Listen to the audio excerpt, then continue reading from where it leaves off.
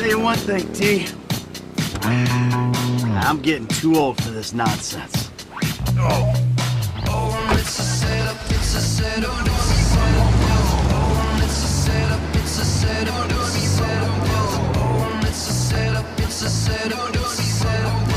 Oh, it's a setup, it's a setup, it's a setup. Oh, it's a setup, it's a setup, it's a setup. Trailer, there's a mo, it's a beast.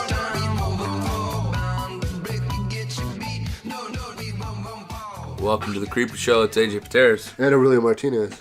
Today, we're really spitballing. Bunch of topics we could cover, but we're going to go with the seal that attacks that girl. All right, he just kind of like RKOs her from behind. And then we're going to talk about this whale in the Ventura Harbor, and then we're going to talk a little recruiting, I think. I think we're just fucking around today, truthfully. All right, sounds good. So, did you see this girl get grabbed by the sea lion? Yeah, so I don't know the full story. I've just seen it on my social media. Multiple people have posted it. So, it was near Vancouver, and this is a fisherman's wharf area, and they were feeding the sea lion bread. So, isn't there like signs that say don't feed the wildlife all the time? I'm guessing.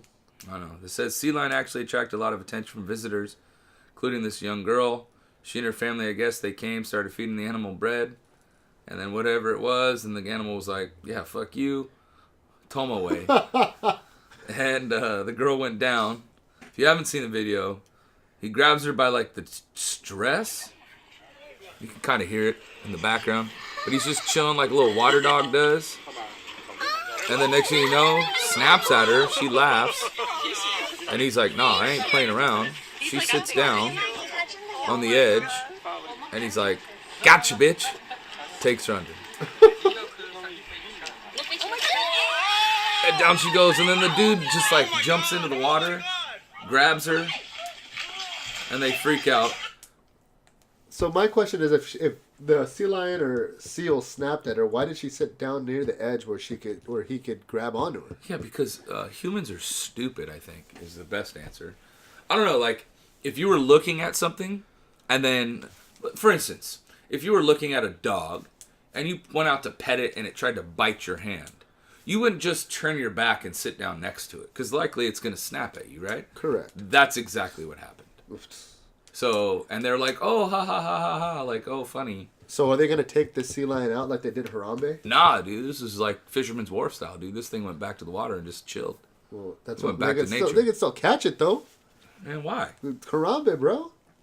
It's not the same thing. Well, how is it not the same thing? First off, the parent messed up. Yes or no? Like the Harambe story. Well, in the Harambe story, the girl fell into the pen of this gorilla. I think it was snuck into the pen, more likely. I thought it fell in. It was trying to get to the gorilla. And then the gorilla was like, saved it. But then they were like, oh no, like he may just like play basketball with this little human. And then they shot it dead.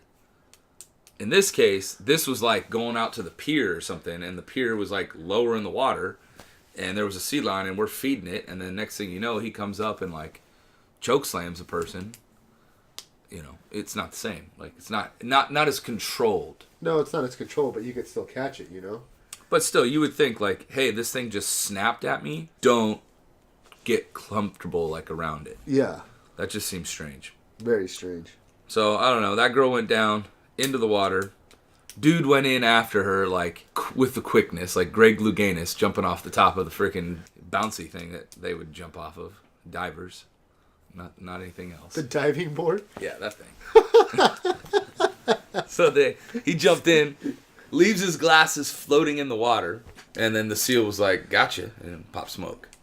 So the little girl's okay? It looks like she's good. Probably traumatized because she just got tomed by a straight up sea lion. But I think that's pretty comedy. Like, why would you... Like, this sea lion was just waiting to, like, fuck someone up. Yeah. The other one, though, was the whale in Ventura Harbor. Did you see anything about that? I saw a quick little video. I didn't pay too much attention. So I guess, like, sometime yesterday, he was just, like, hanging I don't even know if it was like a serious thing because it's like a 30-foot humpback whale, so that's a pretty good sized whale. And he just swam up and down the channels of the harbor. Yeah, to my knowledge, it's not the first time it's happened. I've heard stories of whales getting stuck in there, wander in there. Yeah, like he went into boat docks and was like, I think he was just like chilling. Yeah, it's possible. So this whale looks like he was in there for like a full day and then like pop smoke this morning. Humpback whale. So if anybody's not familiar with like Ventura area, there's whales up and down the coast that go through in between the Channel Islands, Catalina, Anacapa, Santa Cruz, things like that, San Miguel. It's like one of the deepest underwater channels in between mainland and island. And so there's a variety of food and life there. And it looks pretty, it's, if you go to the Channel Islands Harbor, or Ventura Harbor, you can go to the Channel Islands, like, rec center or whatever it is. And they've got a video explaining, like, the underwater channel and how, like, diverse it is with, like, animal life. So it's not very uncommon for sharks and whales and different wildlife in the ocean or sea life to, like, come through. But, it was all over the news, L.A., all the way up the coast, talking about this animal that was, mammal, that was stuck in the Ventura Harbor. Less than 12 hours later, he was out. So he must have been following food or... It's possible. I mean, how do you just, like, make a straight detour, like, every which way you'd go into a channel? Yeah, maybe he was just tired, trying to get some R&R, Well, there has been, so, like, off of Monterey, they showed these orcas attacking whales as they were coming back down from Alaska. They said these orcas were getting like more aggressive, and then they killed like a whale's calf. So I mean, that's, who knows? But this was just one. I don't know how they travel. I thought they traveled in like pods or like with groups. I don't know. I guess that's something for us to figure out in another podcast. Yeah. Again, us just bullshitting. Next thing is recruiting, spring football and recruiting. I think we can kind of go hand in hand with it. How's your update on spring football for you guys going? We're doing okay, first week. It's trying to put in some stuff real quick here because we got a 11-on-11 coming next Friday. 11-on-11, can you describe what that is? Not really, because I've never been a part of one. I've seen one. Last year we had an 11-on-11, which is like football without pads. It's kind of weird, and I'm just scared that someone will get hurt, but it's a football game without pads, no tackling, just to see progression, how far we've gone so far. You guys are doing it pretty early, right? Are you guys done with spring ball when you do it? No, it's going to be our second week. So the end of your second week, you're going to have this test of where are you, like grand scheme football-wise? Yes, and it's because everything's accelerated. We usually have a grace period from the end of spring football where we have a couple of weeks off, about 3 weeks off last year at least. We had 3 weeks off before we went into summer. This year is we have 1 week off for finals, and then we come back right after the kids graduate. We're back at it, so...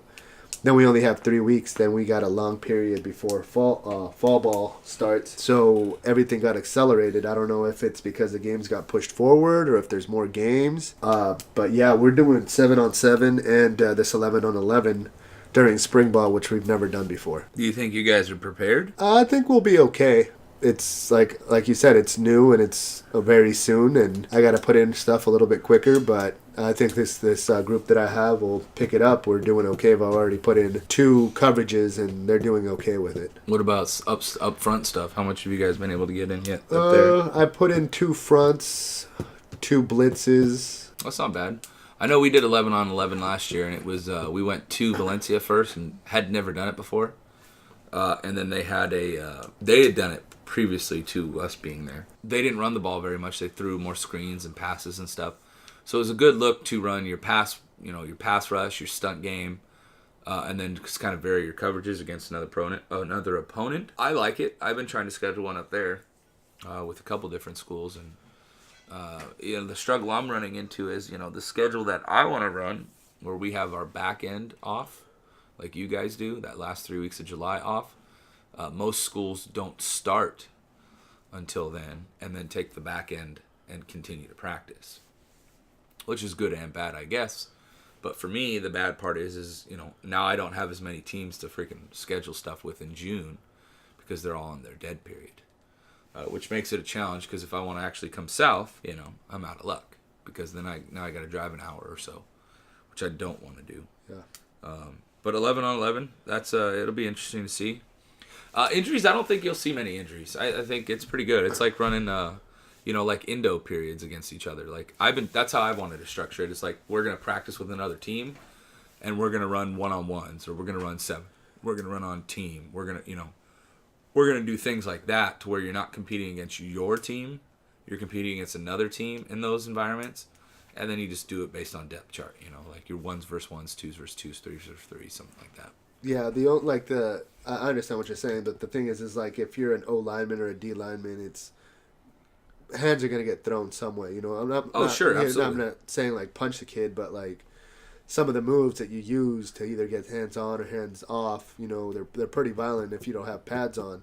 Like I never liked. I think when I was at Ventura College, we did a drill one time where it was like blocking or getting a guy's hands off you, and like you don't have the pads, you don't have the shoulder pads anymore. So when you're an offensive lineman, you can't hold on to anything. You can hold on to their shirt, and maybe rip it, but that's about it. It's tough to get a run game going in that type of scrimmage. So there won't be much run with it. Yeah, I know Valencia. We tried to run it a little bit, but Valencia, all they did was throw in screens. Yes, which it's cool because then you get to really work your pass pro, and emphasize hands and assignments and stuff like that. So that's kind of cool.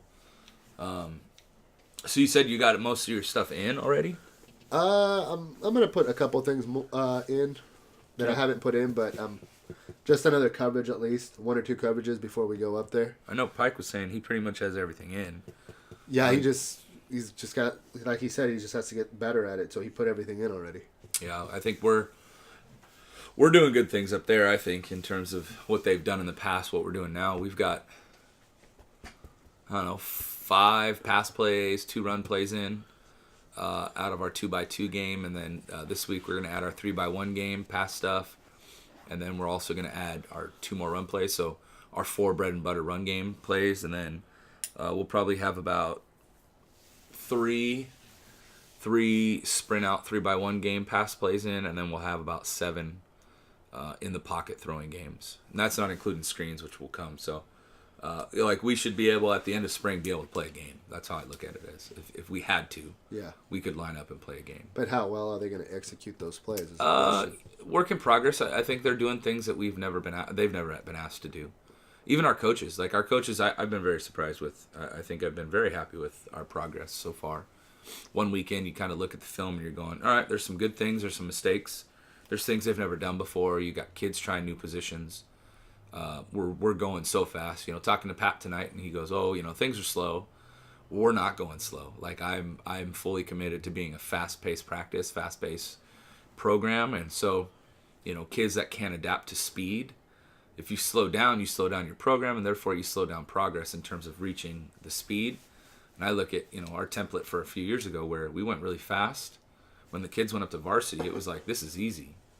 And so if our practices are always structured in that manner, things slow down eventually. If you know everything in May, but you can't play at tempo of August, September, October, then what are you really doing? Like if you got to be able to play at tempo of that at some point and learn as you go, and I think that's kind of where my mindset is with spring ball.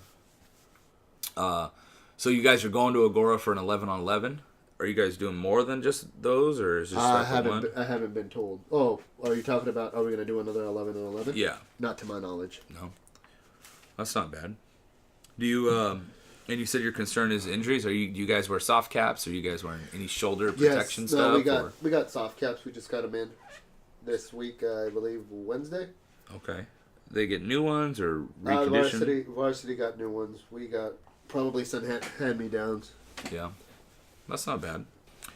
So moving on, let's talk a little bit of recruiting. I know you're not necessarily dealing with this right now, but what is your knowledge, background, experience when it comes to the recruiting process for high school guys going out to a college somewhere? Good grades, good SATs, and be a decent ball player. Good grades, good test scores, ball player. I think that pretty much covers it. I sat down last week with the Cal Poly guy and talked a little bit about it, and each school I think is different. I believe they were at our practice as well. Yeah, well, you guys got some dudes, versus what, we might have this year. But it sounds like it's a big thing. Is very much so grades, test scores, community service, talent, and then game film. And they won't even get to the game film until they, I think, look at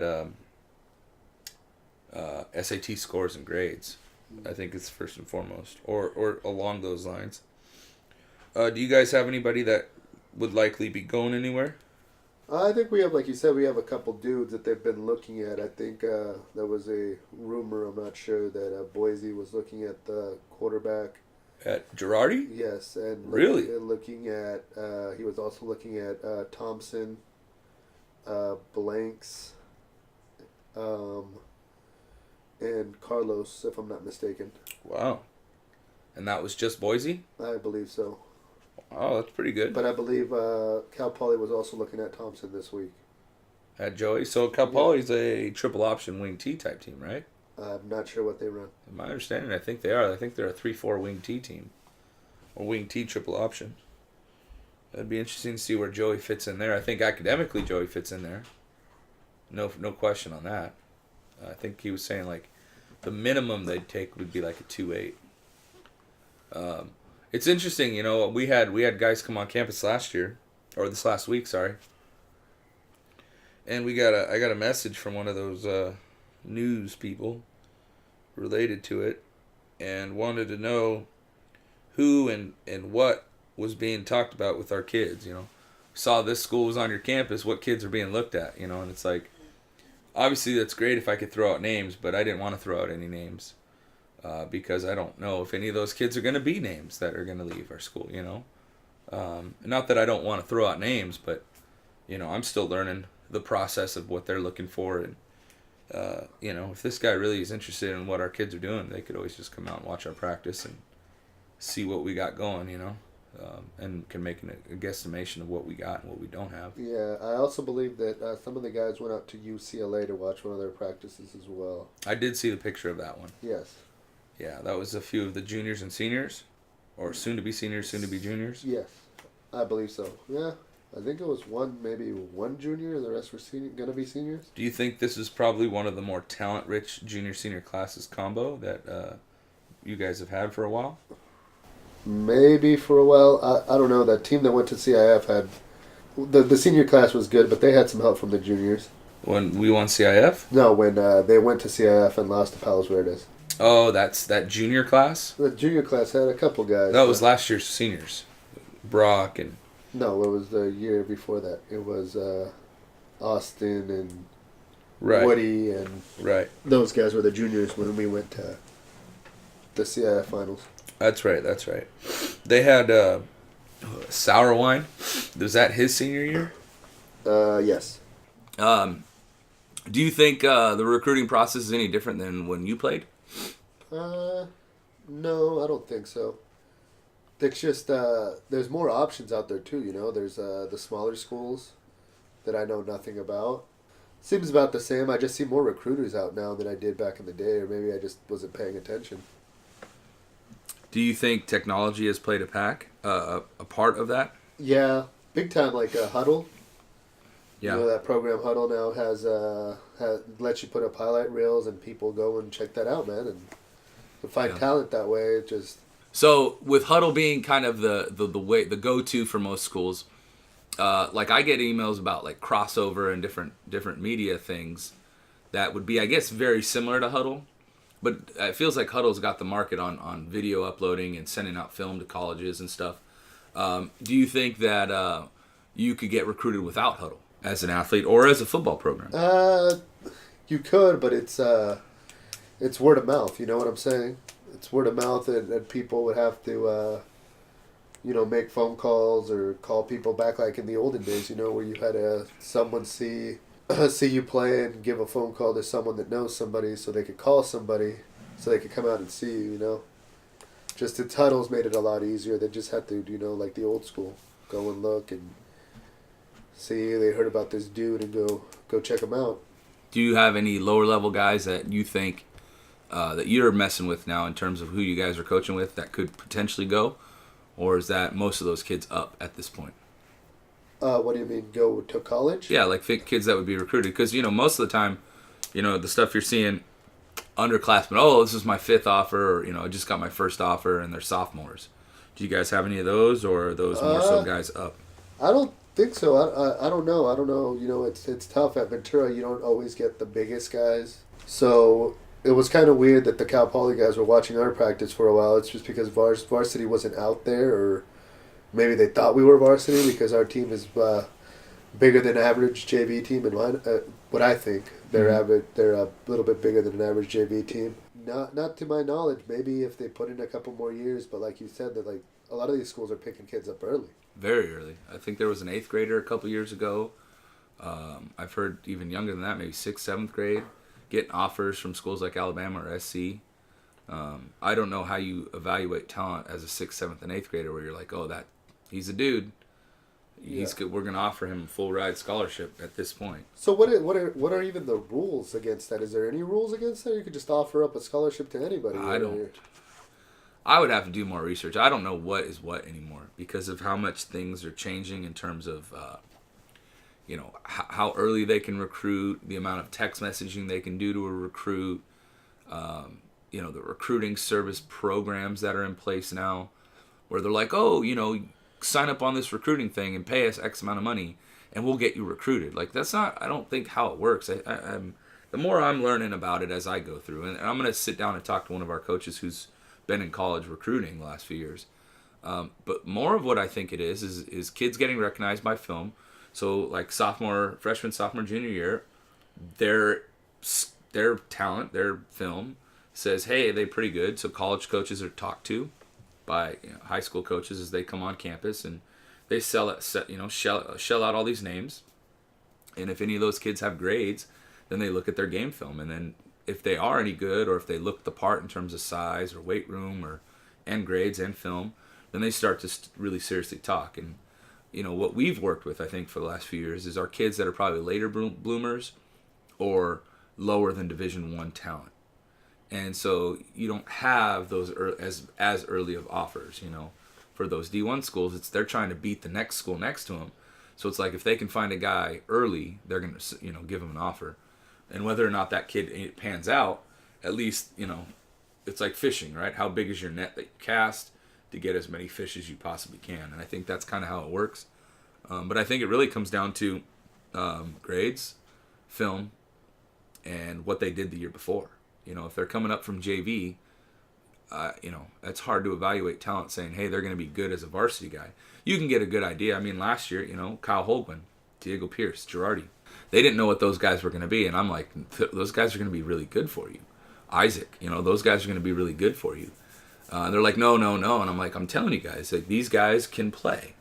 But it doesn't necessarily translate right away from JV to varsity, just like it doesn't for a kid coming into high school, unless they've got like crazy talent. And how many of those guys have we got to coach that were just like freak athletes? It's, at least our area of areas, Ventura County, Santa Barbara County, and San Luis County, you're not seeing freak athletes.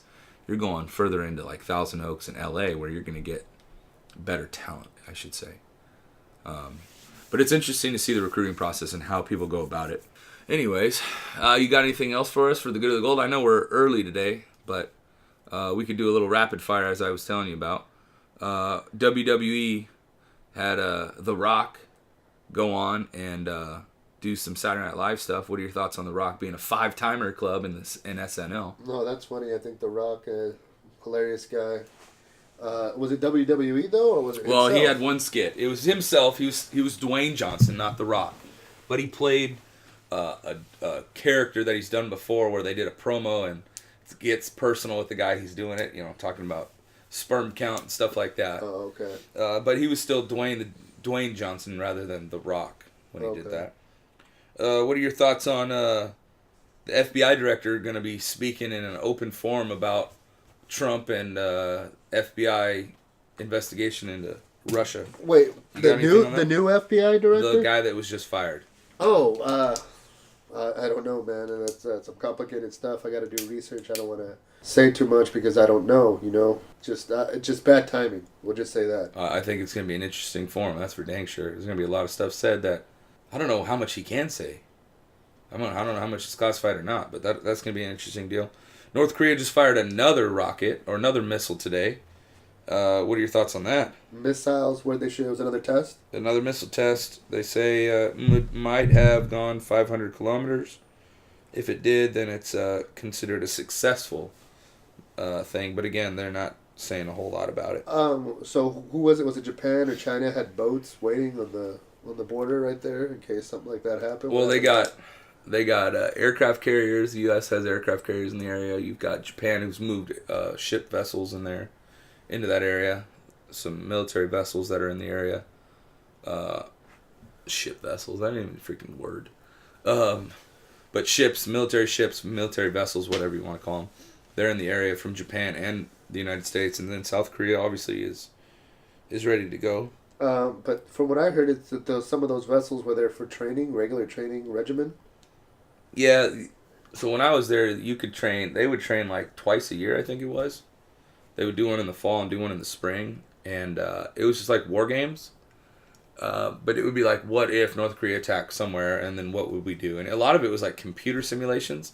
Sometimes it was actual like movement of troops, vehicles, and aircraft.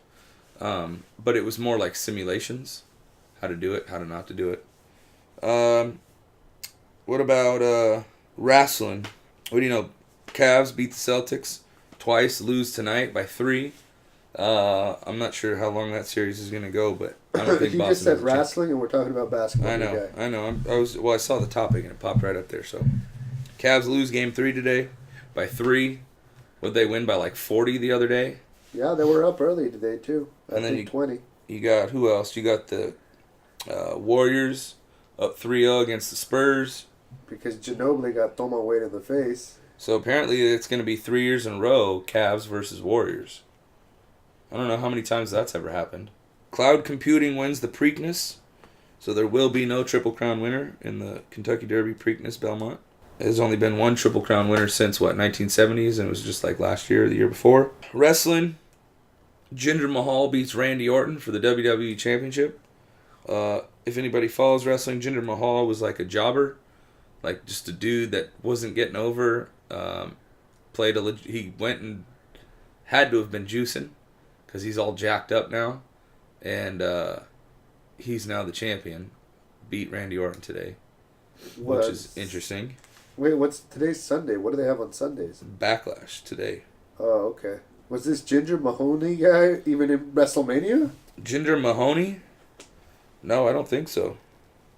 So he just came up like out of nowhere, like 2 months or a month or so? He was a part of 3MB. I'll give you a little Wikipedia about Jinder Mahal. So Jinder Mahal, Wikipedia, obviously not a legit way to go.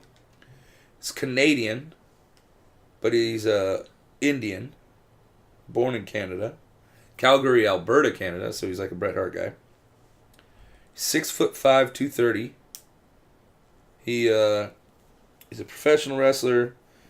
He was first stint. Mahal had a short-lived alliance with his storyline brother-in-law, the Great Khali. Then he joined Heath Slater and Drew McIntyre as 3MB, which was like a rock band. And then none of them played an instrument. And then McIntyre. They were like the rock and rollers, basically? Yeah, like the Rockers with Shawn Michaels and Marty Jannetty, but they didn't play any music. They were just dudes that looked like guitarists or whatever. He was released in 2014. 2 years later, he returned and received a push after WWE's WrestleMania 33, and he just won the championship. When he came back, though, he was all jacked up. If he wasn't roiding, all he did for 2 years was just lift weights. But you got talent like AJ Styles, Kevin Owens, Sami Zayn, and Randy Orton, who are now not champion. And you got Jinder Mahal. Interesting way of going about things. Anyways, all over the map, maybe no real purpose to do it, but we do it anyways because we're the creepiest creeps. More so, I think, Yo-Yo, because he steals people's muffins, but that's all we can say. I'm AJ Pateris. I'm Aurelio Martinez. We're the creeps. We'll see you next time. Bye.